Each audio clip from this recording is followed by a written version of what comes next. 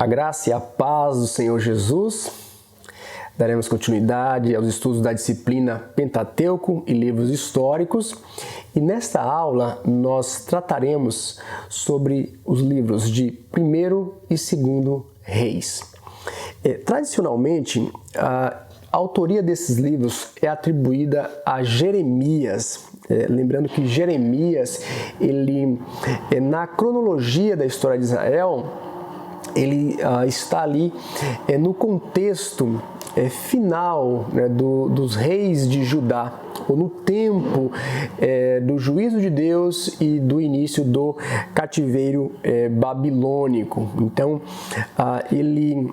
vivenciou, né, os tempos finais da monarquia ou da independência do povo de Israel, ou pelo menos do reino de Judá. E para compilar esse livro, e conforme nós vemos aí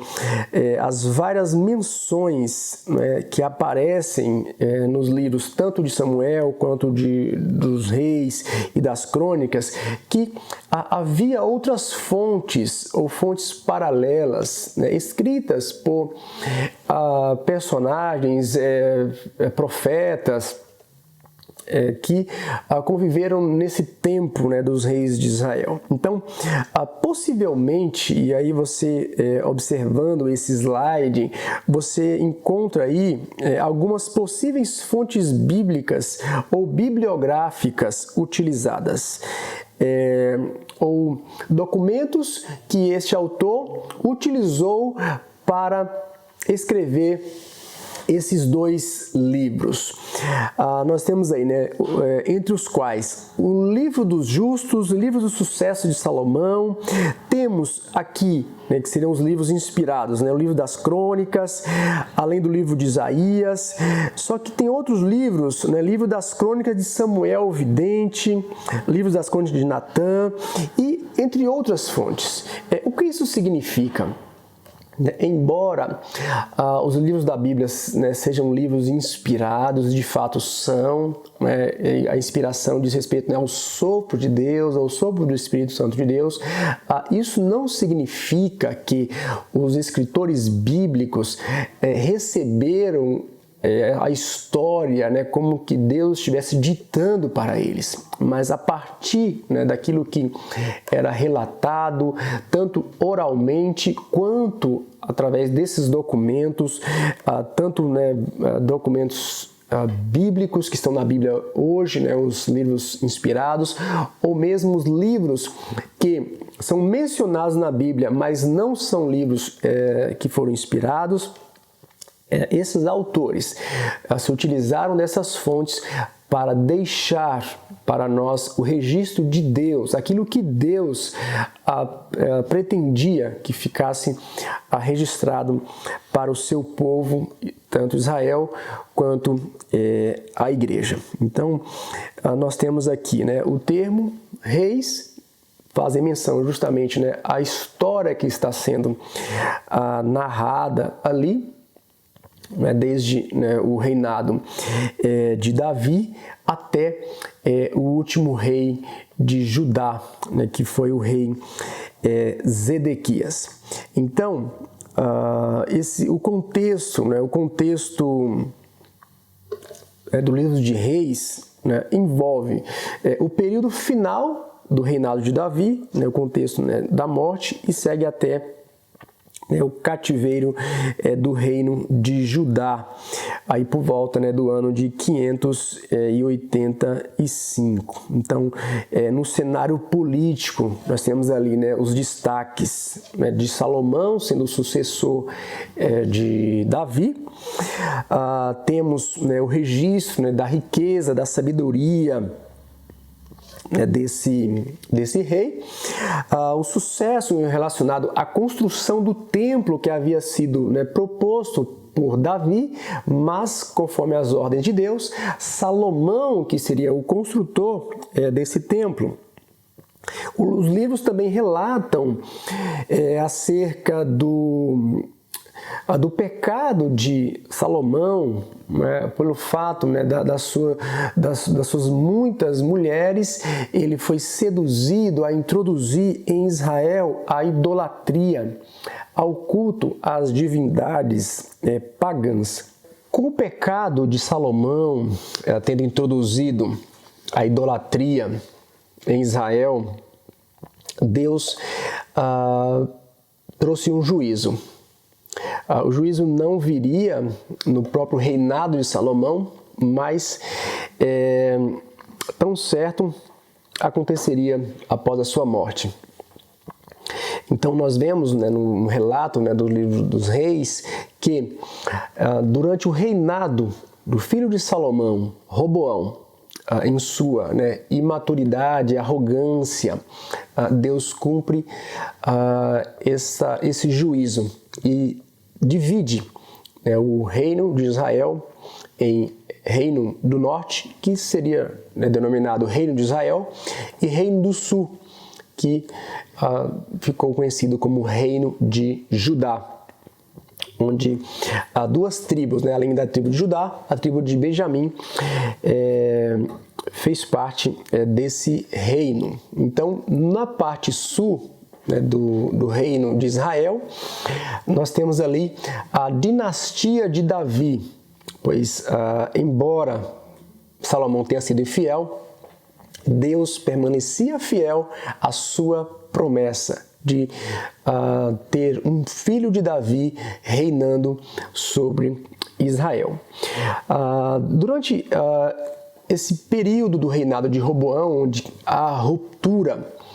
introduz no reino do norte, por meio de Jeroboão, o culto ou o politeísmo, a prática de rituais em relação a outras divindades. O próprio Roboão, temendo que o povo de Israel ou o reino do norte viesse cultuar em Jerusalém, criou altares, criou divindades, instituiu o culto ao bezerro de ouro no norte, institucionalizando a idolatria a partir do seu reinado. E no que nós veremos, né, na trajetória dos reis de Israel, são sequências, né, de fatos lamentáveis que afrontavam a Deus, ofendiam a santidade de Deus, e o resultado não poderia ser outro senão o juízo de Deus, conforme prescrevia o livro de Deuteronômio, quando Moisés trouxe as bênçãos decorrentes da obediência e as maldições decorrentes da desobediência. Então, a partir de Jeroboão, nós temos aí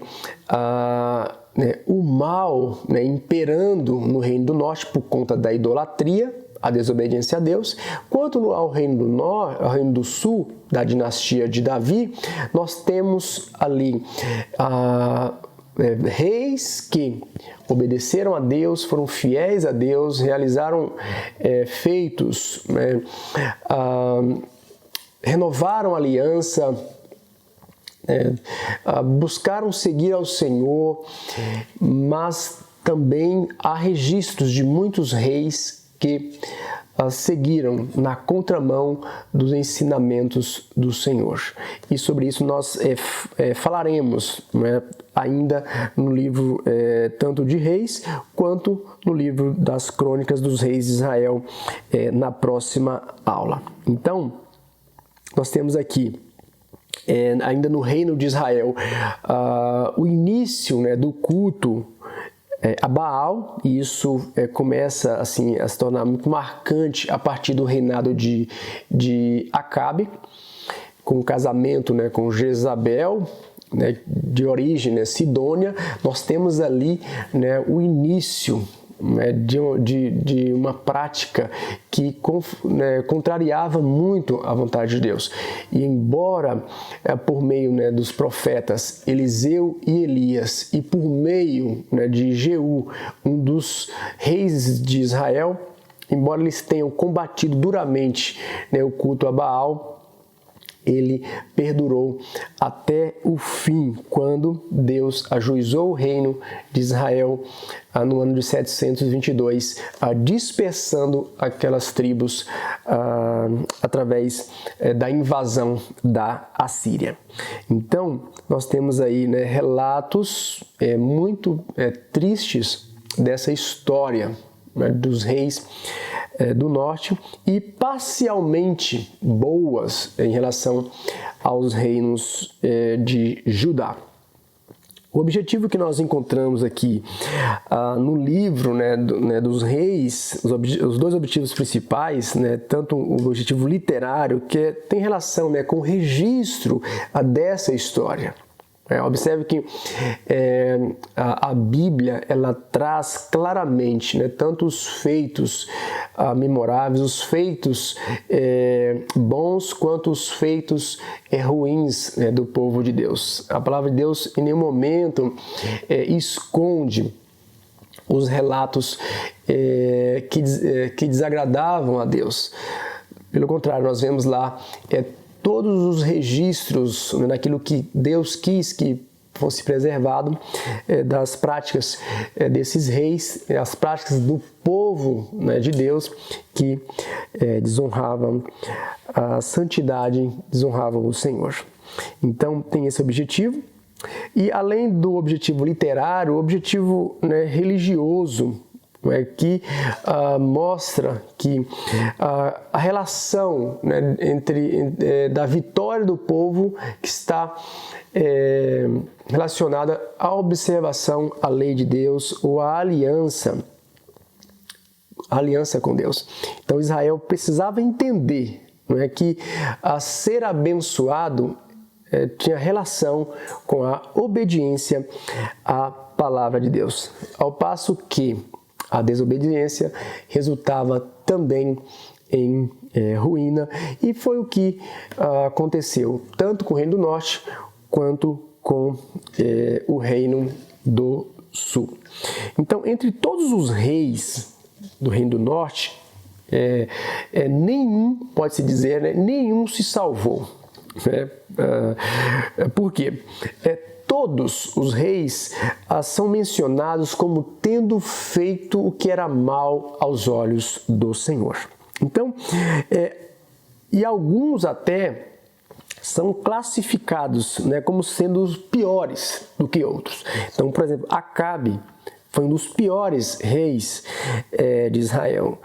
enquanto os outros, né, são classificados aí como tendo feito o que era mal. E fazer o que era mal aos olhos do Senhor era justamente, né, seguir no caminho da idolatria, no caminho da desobediência, no caminho da apostasia, mesmo tendo Deus enviado muitos profetas para advertir o povo, advertir os reis em relação às suas práticas, mas mesmo assim nós vemos a obstinação desses reis e do povo de Israel em fazer o que era mal aos olhos do Senhor. Em relação aos reis de Judá, né, como mencionei há pouco, alguns fizeram o que era bom, realizaram, né, feitos memoráveis, agradaram a Deus, renovaram a aliança com Deus, renovaram o pacto, né, com Deus, como é o caso, né, de Asa, como é o caso do rei Asa, do rei Joás, né, do rei Ezequias, do rei Josias. Então, alguns tiveram um bom reinado. E aí a expressão dita a eles é que eles fizeram o que era reto aos olhos do Senhor. Enquanto outros são também, né, classificados, né, como tendo feito o que era mal aos olhos do Senhor. E alguns, até como foi o caso de Manassés, que a palavra de Deus diz acerca dele que ele fez pior do que as nações pagãs. Então, tamanha maldade, né, desse rei, que inclusive, né, era filho de Ezequias, um rei que fez o que era reto aos olhos do Senhor, que realizou em Israel, né, uma renovação de pacto, trouxe um avivamento da fé em Deus nos seus dias, mas o seu filho foi classificado como sendo pior do que os reis das nações. Nós temos um destaque também positivo, que foi o caso de Josias, embora tendo feito ali a renovação da aliança com Deus, encontrando o livro da lei que havia se perdido nos escombros do templo, por conta, né, de um longo período de reinado entre Manassés, o seu bisavô, e Amon, o seu avô, ou melhor, entre Manassés, o seu avô, e Amon, seu pai, durante todo esse tempo de idolatria reinando, a perversidade reinando, a maldade reinando, a palavra de Deus, o livro da lei, tinha se perdido nos escombros do templo. Então, quando Josias acha esse livro, o juízo de Deus já era inevitável. Embora ele tendo realizado ali, renovado a aliança com Deus, trazido aí um renovo de esperança, mas Israel ou o reino de Judá já não tinha mais jeito, pois Deus havia decretado o juízo, que seria o cativeiro. Assim como o reino do norte, que em 722 foi disperso na Assíria, ou no território assírio, agora chega a vez do reino de Judá. Mas Deus, por conta da piedade de Josias, poupa de contemplar esse mal. Mas a partir de Josias, todos os seus sucessores, filhos, netos, bisnetos e, por fim, o seu sucessor, o último rei de Judá, Zedequias, todos eles, diz a palavra de Deus, que fizeram o que era mal a Deus. Por conta, né, dessa relação que o livro de Reis traz, da falta de observação, de zelo com a palavra de Deus, nós vemos as várias turbulências que ocorreram durante esse período,